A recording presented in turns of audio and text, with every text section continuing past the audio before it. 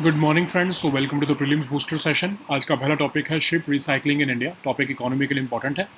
India ने सबसे पहला ship recycling credit note issue किया है एक कंपनी को, एक न्यू इंसेंटिव स्कीम के अंडर, ताकि ग्रीन शिप रिसाइकलिंग हो सके इंडिया में और डोमेस्टिक शिप बिल्डिंग भी हो सके।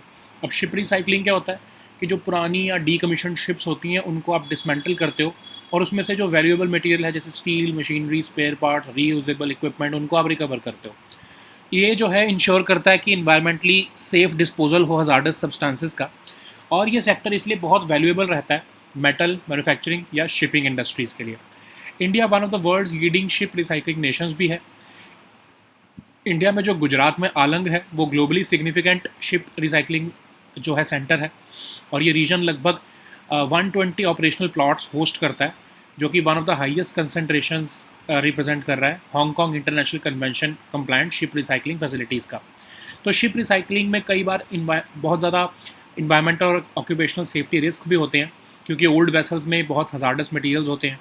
तो इंडिया ने इसलिए क्या किया कि रिसाइकलिंग ऑफ शिप्स एक्ट पास किया है 2019 में, ताकि जो हांगकांग इंटरनेशनल कन्वेंशन है उससे कंप्लाइंट हम अपनी डोमेस्टिक रेगुलेशंस को कर सकें और सेफ रिसाइकलिंग प्रैक्टिसेस हों। इंडिया ने हांगकांग कन्वेंशन को भी 2019 में जो है वो रेटिफाई किया था। तो इम्पॉर्टेंस अगर हम देखें शिप रिसाइकलिंग इंडस्ट्री से, हमारे को रिकवरी हो जाती है स्टील की, एम्प्लॉयमेंट जनरेशन होता है, ग्रोथ होती है एंसिलरी इंडस्ट्रीज़ की, जो इम्पोर्टेड स्क्रैप मटेरियल है उस पर डिपेंडेंस हमारी कम हो जाती है। ठीक है, तो इंडिया ने जो है first ever ship recycling credit note issue किया है बेला शिपिंग के नाम की कंपनी को, ताकि सर्कुलर इकोनॉमी हमारे कंट्री में स्ट्रेंथन हो। कंपनी को क्रेडिट नोट मिला है जब उन्होंने रिसाइकलिंग की, डिसमेंटलिंग की, केप साइज्ड बल्क कैरियर की इंडियन शिपयार्ड में। इस स्कीम के अंडर शिप ओनर्स को क्रेडिट नोट मिलता है equal to 40% of the scrap value जो उन्होंने जनरेट किया है एक रिसाइकल्ड शिप से। इस क्रेडिट नोट को बाद में वो रिडीम कर सकते हैं लगभग 5% ऑफ द फेयर प्राइस पर एक न्यू वेसल के, ठीक है, इंडियन शिप यार्ड में जो बना हो। ये बेनिफिट सिर्फ HKC compliant recycling ship yards को ही अवेलेबल है। Directorate general of shipping, state maritime boards या रिकॉग्नाइज्ड एजेंसीज जो है वो इंस्पेक्शंस करती हैं और उसके हिसाब से सर्टिफिकेशन जो है वो कंप्लायंस के इशू किए जाते हैं। एक तरह से जो ये क्रेडिट नोट दिया गया एक पॉजिटिव बिगनिंग है इंडिया के मैरीटाइम मैन्युफैक्चरिंग इकोसिस्टम की। इंडिया जो है वो लगभग सिर्फ 13% रिसाइकल टनेज ग्लोबली जो है प्रोसेस कर रहा है, मतलब कि जो हमारा शिप रिसाइकलिंग जो इंडस्ट्री है वो सिर्फ अभी स्मॉलर शिप्स को ही हैंडल कर रहा है। नेक्स्ट हम टॉपिक देखते हैं India France relations. Topic international relations के लिए इंपॉर्टेंट है। तो इंडियन प्राइम मिनिस्टर और फ्रेंच प्रेसिडेंट ने बायलैटरल टॉक्स की है नाइस फ्रांस में। तो एक हाई लेवल मैकेनिज्म बनाया जा रहा है ताकि जो बायलैटरल ट्रेड है वो 16 बिलियन से बढ़ाकर 32 बिलियन हो जाए अगले 5 साल में। इंडिया EU FTA को जो है वो हम प्रॉपरली कैपिटलाइज कर सकें। और एग्रीमेंट किया गया है एक सेंटर ऑफ एक्सीलेंस बनाने के लिए for skilling in aeronautics Kanpur में। लीडर्स ने एग्री किया है कि वो इंटेंसिफाई करेंगे cooperation through codesign, codevelopment, coproduction of advance defence platforms. ठीक है, तो अगर हम मेजर माइलस्टोन देखें कभी हम इस साल का, तो H125 helicopter final assembly line बनी है कर्नाटका में, जो टाटा एडवांस सिस्टम्स लिमिटेड और एयरबस के बीच में ने मिलकर साथ में बनाई है। स्पेस में भी हम कोलैबोरेट करेंगे, ह्यूमन स्पेस फ्लाइट पर, स्पेस सिचुएशनल अवेयरनेस पर, प्राइवेट सेक्टर पार्टिसिपेशन पर। इंडिया के शांति एक्ट से और भी अपॉर्चुनिटीज़ क्रिएट हुई हैं स्मॉल मॉड्यूलर रिएक्टर्स में। ठीक है, तो AI के ऊपर भी एक joint India France AI working group बनाया जा रहा है। ठीक है, फिर इंडिया का जो UPI है उसे एक्सपैंड किया जा रहा है नाइस और पेरिस के कुछ एयरपोर्ट्स पर। दोनों कंट्रीज़ ने स्टूडेंट और प्रोफेशनल मोबिलिटी को लेकर भी एग्रीमेंट साइन किए हैं। इंडियन प्राइम मिनिस्टर जो है उन्होंने फ्रेंच यूनिवर्सिटीज़ को इंडिया में कैंपस एस्टैब्लिश करने के लिए इन्वाइट किया है। फ्रांस ने ऑपरेशनलाइज किया है visa free airport transit facilities Indian nationals के लिए। और अगर हम विद इन EU देखें, फ्रांस जो है वो इंडिया का थर्ड लार्जेस्ट ट्रेडिंग पार्टनर है आफ्टर नीदरलैंड्स एंड जर्मनी। ठीक है, बाकी जो हिस्ट्री है दोनों के कंट्रीज़ के रिलेशन के बीच में वो हमने कल ही डिस्कस की थी। ओके, नेक्स्ट हम टॉपिक देखते हैं बियॉन्ड E20। टॉपिक इकोनॉमी के लिए, इन्वायरमेंट के लिए इंपॉर्टेंट है। गवर्नमेंट ने एग्जाम्प्ट कर दिया है हायर इथेनॉल पेट्रोल ब्लेंड्स जो 20% से ज़्यादा, मतलब 22 से 30% के बीच में जो है सेंट्रल एक्साइज ड्यूटी से। अब वो इक्वल टैक्स फुटिंग पर आएंगे करंट E20 फ्यूल के। तो इसने इस जो है डिसीजन ने अमेंडमेंट्स प्रपोज की हैं जिससे कि फॉर्मली रिकॉग्नाइज हो E85 फ्यूल और E100 फ्यूल। ठीक है, तो इथेनॉल ब्लेंडिंग क्या होता है, जिसमें आप इथेनॉल को पेट्रोल के साथ ब्लेंड करते हो और E20 मतलब कि 80% उसमें पेट्रोल है, 20% एथेनॉल है। इंडिया जो है वो E20 ऑलरेडी अचीव कर चुका है 2025 में ही, 5 साल पहले ही, जितना जो हमने 2030 में करना था उसे 2025 में ही अचीव कर लिया। सेकंड मूव है कि रिकॉग्नाइज किया जा रहा है E85 और E100 को, जो कि फ्लेक्स फ्यूल व्हीकल्स के लिए जो है वो बनाए जा रहे हैं। याद रखो, ये आपके व्हीकल्स के लिए नहीं, जो फ्लेक्स फ्यूल व्हीकल्स आएंगे उनके लिए होगा, ठीक है। कंज्यूमर्स क्यों वरीड है? इंडिया ने E10 से E20 पर बहुत ही तेज़ी से जो है वो मूव कर लिया है, तो इसलिए लिटिल एडवांस वार्निंग मिली व्हीकल ओनर्स को। अब कुछ कंसर्न्स रेज किए जा रहे हैं, कुछ लोगों का कहना है कि जो है इससे उनकी माइलेज में ड्रॉप हुआ है, क्योंकि इथेनॉल में ज़्यादा पानी होता है एज़ कम्पेयर टू पेट्रोल, तो वाटर जो है वो कोरोसिव है, तो इंजन में डैमेज भी कई लोगों ने रिपोर्ट किया है। अब अगर हम ब्राज़ील के कंटेक्स्ट में देखें तो ब्राज़ील तो ऑफर करता है, आपको चॉइस मिलती है पेट्रोल पंप पर कि आपको स्टैंडर्ड फ्यूल डलवाना है, इथेनॉल वाला डलवाना है, या फिर आपको कोई और फ्यूल डलवाना है। लेकिन इंडियन कंज्यूमर्स को स्टैंडर्ड फ्यूल ही मिल रहा है, मतलब सबको इथेनॉल ब्लेंडेड फ्यूल ही मिल रहा है, आपके पास ऑप्शन ही नहीं है कि आप प्योर पेट्रोल डलवा सको। तो इथेनॉल जो है, क्योंकि उसका हायर टेम्परेचर होता है दैन पेट्रोल, तो इसलिए कई बार सर्दियों में जो है वो इसको स्टार्ट करने में जो है इंजन को डिफ़िकल्टीज आती हैं। E10 जब तक था तब तक कोई प्रॉब्लम नहीं थी, क्योंकि E10 जो है वो नॉन कंपैटिबल इंजन में भी जो है वो आसानी से ब्लेंड हो रहा था। लेकिन E20 में ये प्रॉब्लम्स आनी शुरू हुई। कार मेकर्स का कहना है कि E25 ट्रांजिशन जो है वो इंजीनियरिंग वर्क उनको दोबारा से करने पड़ेंगे। एक सप्लाई साइड चैलेंज भी है। ऑयल मार्केटिंग कंपनीज ने इंडिकेट किया है कि उनको वो एक टाइम पर अपने पेट्रोल पंप पर सिर्फ 2 एथेनॉल ब्लेंड्स ही जो है वो मैनेज कर सकते हैं। इंडिया के पास एथेनॉल सप्लाई जो OMCs को दे रहे हैं वो बहुत ज़्यादा बढ़ चुकी है। इंडिया करंटली 88% से ज़्यादा क्रूड ऑयल रिक्वायरमेंट अपनी इंपोर्ट से पूरी करता है, तो इसकी डिपेंडेंस को कम करने के लिए ये एथेनॉल लिया जा रहा है। और इसके एक पॉलिटिकल डायमेंशन भी है, एग्रीकल्चर डायमेंशन भी है, कि जो महाराष्ट्र और उत्तर प्रदेश जैसी स्टेट्स हैं जहाँ पर large sugar cane growing regions हैं, फार्मर्स जो हैं वो बहुत एक्सेसिव शुगर केन प्रोडक्शन कर रहे हैं, क्योंकि उनको जो है एथेनॉल में की प्रोडक्शन में उनको अच्छा पैसा मिल जाता है। तो अगर अब उसको हम बैक फुट पर लेकर जाएंगे या उसे बैक ट्रैक करेंगे तो ये फार्मर सफ़र करेंगे, ठीक है। अब हम ब्राज़ील से क्या सीख सकते हैं? ब्राज़ील की जो एथेनॉल जर्नी है 1970s में शुरू हुई, एक रिस्पांस जो था उनका ग्लोबल ऑयल मार्केट अनसर्टेनिटीज़ को लेकर। लगभग अब सभी पेट्रोल पंप्स पर ब्राज़ील में कंज्यूमर्स चूज़ कर सकते हैं ब्लेंडेड पेट्रोल या फिर प्योर एथेनॉल में। ब्राज़ील ने फ्लेक्स फ्यूल व्हीकल्स को भी अच्छे से प्रमोट किया है। एथेनॉल जो है वहाँ पर एक्सेलरेशन को भी इम्प्रूव करता है, तो उससे क्या होता है कि वहाँ पर जो है जैसी कंट्री जो जहाँ पर मोटर स्पोर्ट बहुत ज़्यादा पैशनेट है उनके लिए बहुत सही रहता है वो, ठीक है। तो ब्राज़ील ने जो है ये पॉलिसी को फेजेज़ में रोल आउट किया, ताकि लोगों को जो ओल्डर फ्यूल स्टैंडर्ड्स को यूज़ कर रहे थे उनको कोई डिसएडवांटेज ना हो। नेक्स्ट हम टॉपिक देखते हैं, अटल इनोवेशन मिशन। ये टॉपिक आपके गवर्नेंस के लिए इंपॉर्टेंट है। तो अटल इनोवेशन मिशन, नीति आयोग और ला फाउंडेशन डसॉल्ट सिस्टम्स ने इंडिया फ्रांस ATL ब्रिज बनाया है। अब अटल इनोवेशन क्या है? ये नीति आयोग ने 2016 में इस्टेब्लिश किया, ताकि एंटरप्रेन्योरियल और इनोवेटिव कल्चर जो है इंडियन एडमिनिस्ट्रेशन में इम्प्रूव हो सके और एनकरेज हो क्रिएटिविटी। अब इसके अंदर 3 मेजर जो है वो इनिशिएटिव्स हैं। अटल टिंकरिंग लैब्स, जो कि क्रिएटिविटी और इनोवेशन अमंग यंग माइंड्स जो है स्पार्क करना चाहती है, और इसमें स्टूडेंट्स जो हैं उनको टारगेट किया जाता है जो 12 साल या उससे अबव के हैं। फिर अटल इंक्यूबेशन सेंटर, जो कि इंफ्रास्ट्रक्चर, मेंटरशिप और एक्सेस टू फंडिंग देता है स्टार्टअप्स को या फिर लॉन्ग टर्म बिजनेसेस को। फिर Atal research and innovation for small businesses, जो बेसिकली इनोवेटिव प्रोडक्ट्स हैं उनको जो है उनके क्लाइंट्स जो है वो सेंट्रल गवर्नमेंट मिनिस्ट्रीज या डिपार्टमेंट्स बनते हैं, ताकि रिसर्च और टेक्नोलॉजी ड्रिवन इनिशिएटिव्स और आगे प्रमोट हो सकें, ठीक है। नेक्स्ट हम टॉपिक देखते हैं, टेटनस। ये टॉपिक आपके सोशल इश्यूज़ के लिए इंपॉर्टेंट है। टेटनस, जिसको कहा जाता था कि वो इरेडिकेट हो चुका है, वो रिसर्च होने लगा है US में। टेटनस एक सीरियस बैक्टीरियल इन्फेक्शन है जो अफेक्ट करता है बॉडी के नर्वस सिस्टम को। ये एक पॉइजन, जिसको हम टॉक्सिन कहते हैं, जो प्रोड्यूस होता है बैक्टीरिया से, उससे होता है ये। और ये जो बैक्टीरिया है बॉडी में एक ओपन वुंड के थ्रू एंटर करता है। टेटनस बैक्टीरिया जो है वो सॉइल और मैन्योर में रहता है। टेटनस जो है वो ज़्यादा वार्मर क्लाइमेट्स में या ड्यूरिंग समर मंथ्स जो है आपको देखने को मिलेगा, और ये पर्सन टू पर्सन स्प्रेड नहीं होता है, कोई इसका क्योर भी नहीं है। पीपल जो है वो रिकवर होते हैं टेटनस से, लेकिन उनको नेचुरल इम्यूनिटी नहीं मिलती, मतलब वो दोबारा भी इन्फेक्ट हो सकते हैं, और इसको आसानी से प्रिवेंट किया जा सकता है एक इम्यूनाइजेशन से या वैक्सीन से, ठीक है। So now let us see all these topics in English. The first topic is ship recycling in India. This topic is important for our economy section.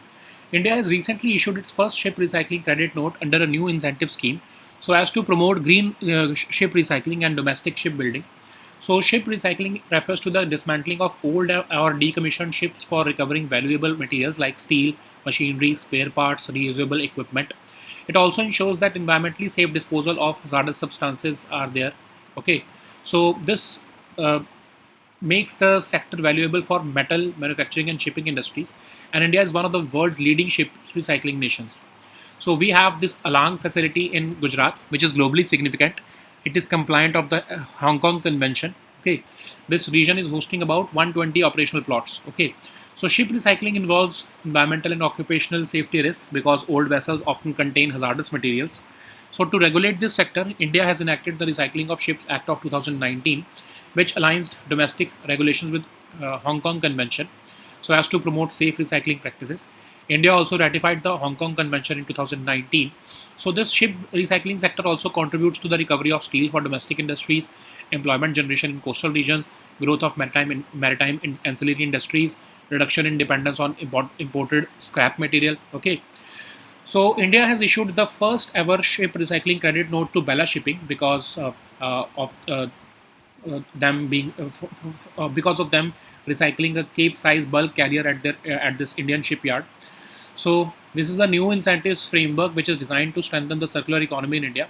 Under this scheme, ship owners will receive a credit note equivalent to 40% of the scrap value of generated from a recycled ship, and this credit note can later be redeemed for up to 5% of the fair price of a new vessel. Okay, the benefits are available only to Hong Kong Convention compliant recycling yards. The Directorate General of Shipping, state maritime boards, and recognized agencies conduct inspections and certifications to ensure compliance. Industry stakeholders have also welcomed the move, viewing it as a positive beginning for India's maritime manufacturing ecosystem. India processed only about 13% of the recycled tonnage globally, indicating that the country still mainly handles relatively smaller ships. Okay, so the next topic is India France relations. This topic is important for your international relations. So, Indian Prime Minister and French President held bilateral talks in Nice, France. So, India and France have agreed to establish a high-level mechanism to double bilateral trade from current $16 billion to $32 billion within the next 5 years. And both sides also stressed on the importance of the recently signed India-EU FTA. So, agreement has also been signed to establish a center of excellence for scaling in aeronautics in Kanpur. The leaders also agreed to intensify cooperation through co-design, co-development, co-production of advanced defense platforms. Recently, we saw how the H-125 helicopter final assembly line was established in Karnataka by both Tata Advanced Systems Limited and Airbus.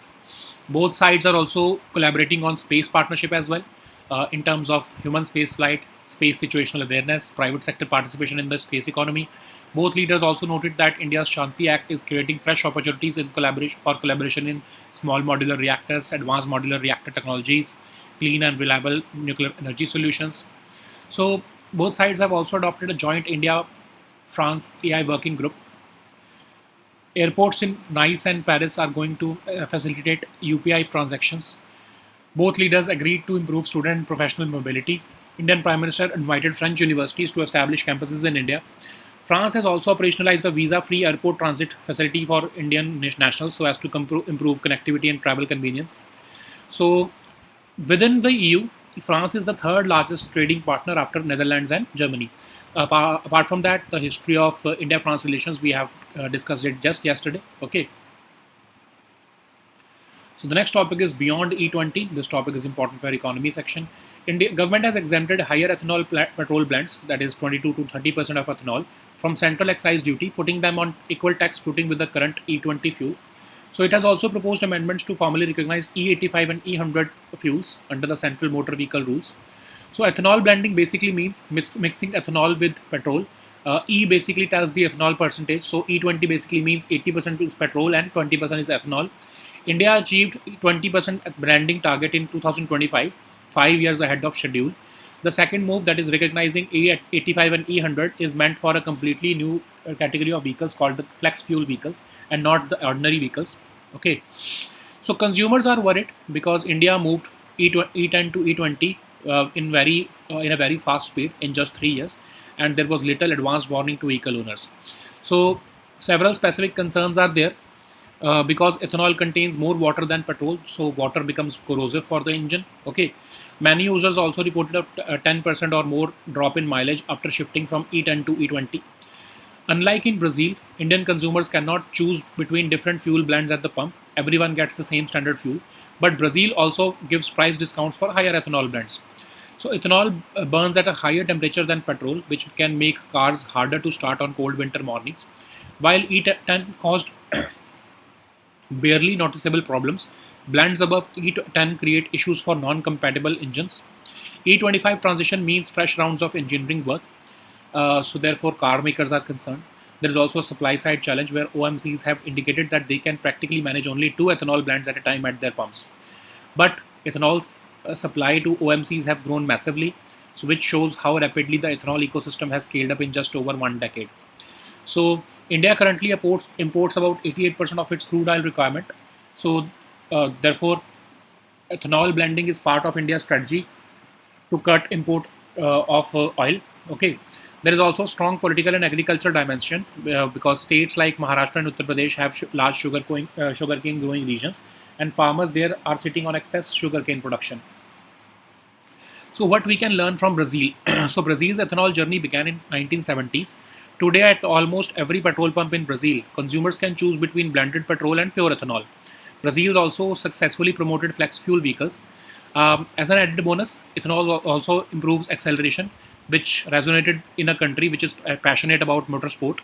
Crucially, Brazil rolled out its policy in phases so that people are not put at a disadvantage. Okay. So the next topic is Atal Innovation Mission. This topic is important for your governance section.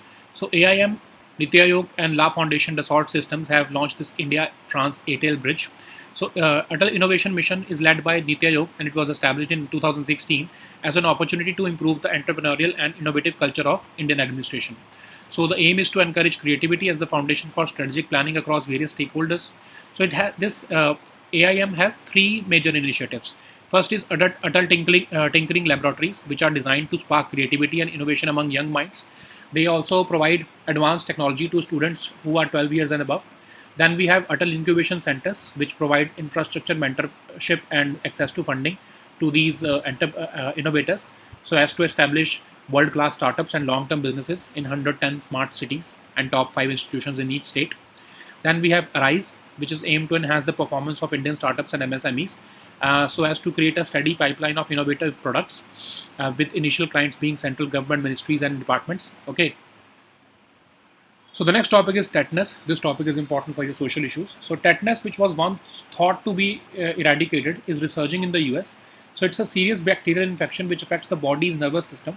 It is caused by a poison which is made by the bacterium C. tetani. This bacterium usually enters the body through an open wound. This tetanus bacteria lives in soil and manure. It occurs more in warmer climates or during the warmer months. It is not spread from person to person. There is no cure for it. People who recover from tetanus do not have natural immunity and they can be infected again. Tetanus is completely preventable by being vaccinated. Okay. So these were our topics for today. We'll meet next time with new topics. Until then, goodbye and take care.